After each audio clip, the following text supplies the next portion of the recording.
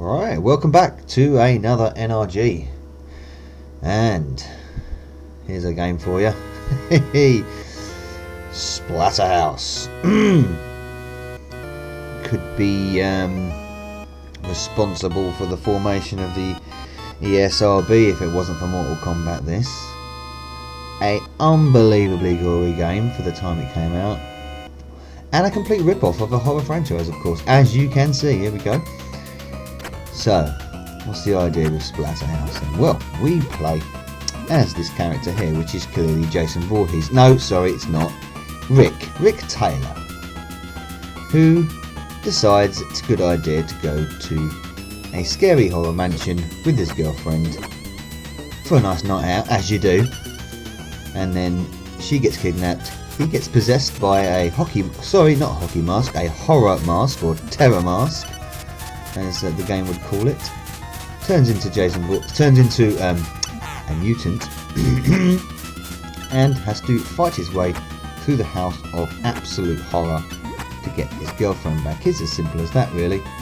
It is a blatant rip-off of Friday the 13th, but it's bloody enjoyable and bloody gory. Literally bloody. Now, this is the TG16 version, and it is the most, fair to say, dumbed down version. Oh, I hate this bit. Bloody, yeah, bloodworms. Ugh. Excuse me. Yeah, the TG16 version, it's good.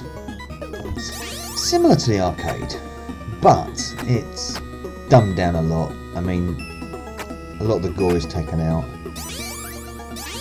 I think this is twofold, really, because it's A, because of the system capability, and B, because of the outright horror of the original arcade, which was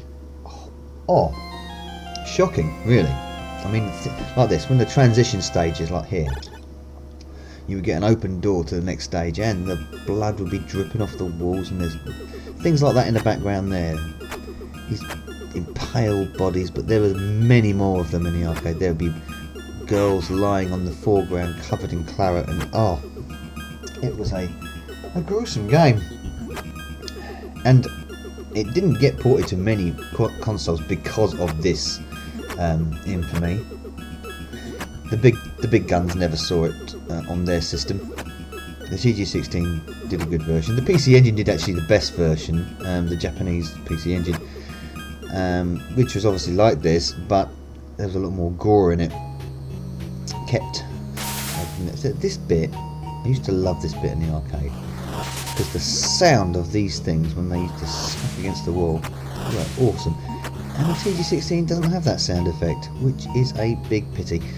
But anyway, to its attributes, it's very similar looking to the arcade. Plays the same as the arcade. Response is good.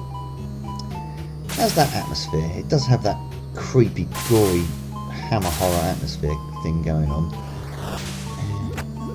Oh, getting into gwits. Yeah, and like I say, a couple of years later, Mortal Kombat came out and showed everyone put the gore in the face of people, and the ESRB were formed.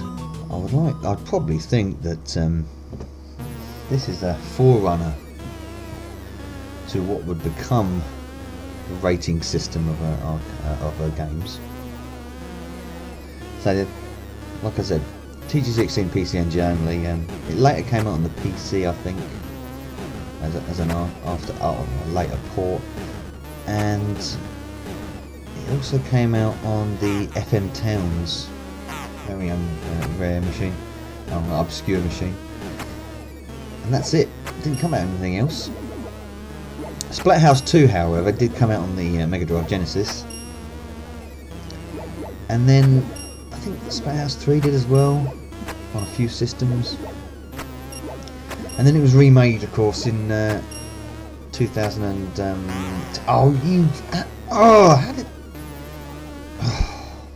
that was just terrible.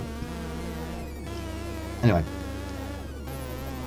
Never actually, after I think the third stage, I'm never really good at this game. I get to the third stage and then I absolutely just die like an absolute squealing pig. It's awful. Anyway, the remake was in 2010 and 3D, and of course then we were all used to oodles of the red stuff spilt everywhere, and they made it all very gruesome and very horrific, and it kind of lost its charm in a way because of that. I don't know, it's strange. Yeah, it had more effect in this 2D platformy beat 'em up, slash 'em up kind of format than the 3D version of the game.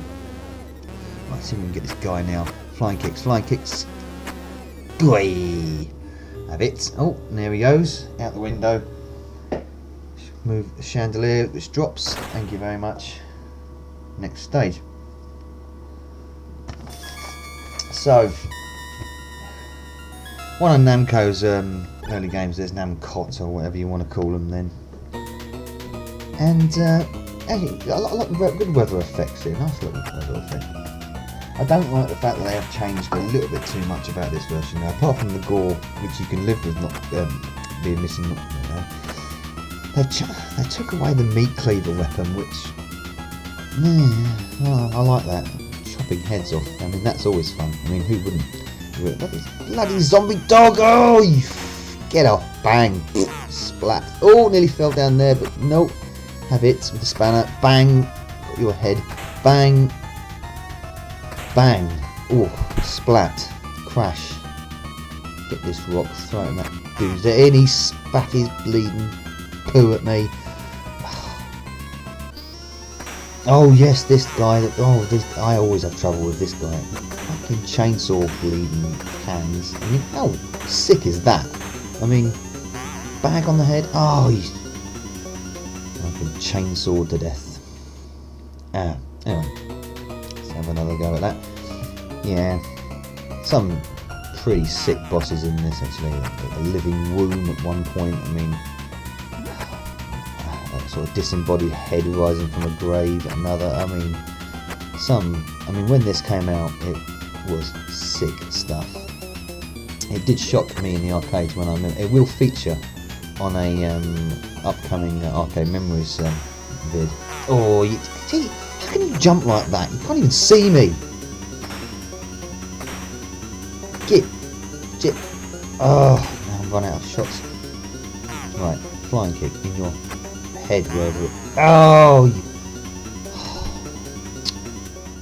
Right, one more go at this guy. I mean, I always used to have trouble with playing the arcades. Get to this guy, get chainsawed to shreds.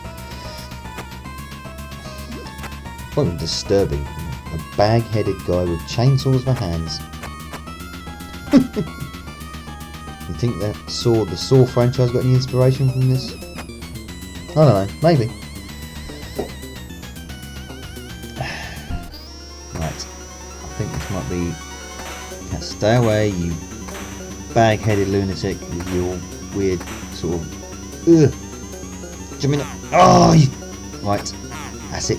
Have some of that and that. Go on. Hit. Oh, missed me. Have some of that. That. Go on. Oh, fiddle poo. Oh well. There we go. Let's call it a day. Splatterhouse. Lovely and gory. TG16. Bye bye.